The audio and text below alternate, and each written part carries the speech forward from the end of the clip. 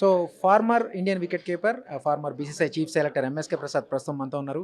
ప్రసాద్ గారు, so Trisha performance ఒక ఇండియాకి అండర్ 19 వరల్డ్ కప్ మళ్ళీ సెకండ్ టైం. సో తెలంగాణ నుంచి త్రిష ఒక ఎక్స్పీరియన్స్ అద్భుతమైన ఇన్నింగ్స్ ఆడి ఒక ప్లేయర్ ఆఫ్ ది టోర్నీకి నిలిచింది. సో ఆమె మీద మీ అభిప్రాయం? నేను త్రిషాన్ చూసినప్పుడు తన ఏజ్ 4 years. వాళ్ళ ఫాదర్ ఒకసారి గుంటూరుకి తీసుకెళ్తే, ఎందుకంటే గుంటూరులో మనం ఫస్ట్ ఇండియాలోనే ప్రప్రథమంగా ఉమెన్స్ అకాడమీ స్టార్ట్ చేసాం. అక్కడ తీసుకొచ్చారు. 4 years 5 yearsలోనే ఏదో ఆ glimpses of class and greatness అయితే మనకు కనపడ్డాయి. But too early to say that. But ఈరోజు ఇంత పెద్ద వేదిక పైన under 9 player of the final, అట్లానే player of the world cup అయిందంటే మాత్రం ఇంతకన్నా ఆనందం ఏముంటుంది. తెలంగాణకు కానీ, అట్లానే ఆంధ్ర గర్ల్స్ కానీ, ఈవెన్ యావత్ ఇండియన్ ఉమెన్స్ క్రికెట్కి కానీ చాలా చాలా మంచి పరిణామం.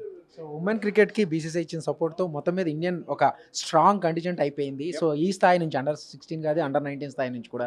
సో దాని గురించి ఏం చెప్తారు? క్రెడిట్ డెఫినెట్గా బీసీసీఐకి ఇవ్వాలి. ఎందుకంటే ద వే డబ్బులు ఇన్వెస్ట్ చేయడం, సో డబ్బులు సంపాదించడం ఒక ఎత్తు అయితే, ఇన్వెస్ట్ చేయడం చాలా ఇంపార్టెంట్. ఉమెన్స్ క్రికెట్ మీద చాలా చాలా ప్రత్యేక దృష్టి చూపించారు బీసీసీఐ. రిజల్ట్స్ కూడా మనకి కంటి ముందర కనపడుతున్నాయి.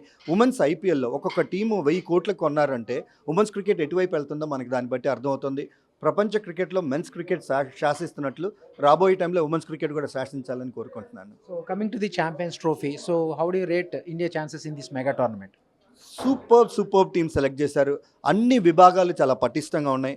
మన రోకో కాంబినేషన్ కనుక సక్సెస్ఫుల్ అయిందో ఈ మరోసారి ఛాంపియన్స్ ట్రోఫీ మనం గెలుస్తాం. అయితే రోహిత్ శర్మ ఫామ్లోకి వచ్చాడు. సో ఇంకా విరాట్ కోహ్లీ మాత్రం బ్యాలెన్స్ ఉంది. సో కోహ్లీ మేబీ ఈ మెగా టోర్నమెంట్ అనగానే కోహ్లీ ఎప్పుడూ ఆడుతుంటాడు. సో మీ ఎక్స్పెక్టేషన్?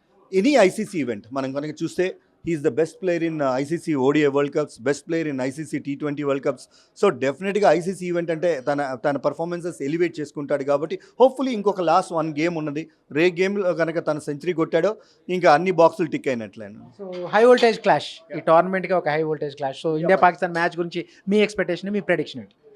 ఇది ఎందుకు హై వోల్టేజ్ అవుతుందంటే, we're playing in a conditions which is very very congenial for Pakistan team కూడా. ఎందుకంటే వాళ్ళకి అది హోమ్ టీం కూడా. అండ్ టీం పరంగా చూస్తుంటే మందే పైచే ఉంది. We'll definitely start as a ఫేవరెట్స్గా స్టార్ట్ చేస్తాము. But let's not forget that చాలా చాలా హై వోల్టేజ్ గేమ్ అవ్వబోతుంది. ఎందుకంటే వాళ్ళ టీం కూడా ఆస్ట్రేలియా, సౌత్ ఆఫ్రికా లాంటి దిగ్గజ టీములు కూడా ఓడించి వస్తున్నారు. కాబట్టి ఈ కాంటెస్ట్ చాలా ఇంట్రెస్టింగ్ కాబోతుంది. Thank you very much sir. So India Pakistan match ఈ టోర్నమెంట్కే ఒక హై వోల్టేజ్ క్లాష్ ఉండిపోతుంది. ఇందుకు ఖచ్చితంగా ఇండియానే ఫేవరెట్ అని చెప్పేసి ఎంఎస్కే ప్రసాద్ చెప్తున్నారు. కెమెరామెన్ రమేష్తో నరేష్, డైల్ న్యూస్, హైదరాబాద్.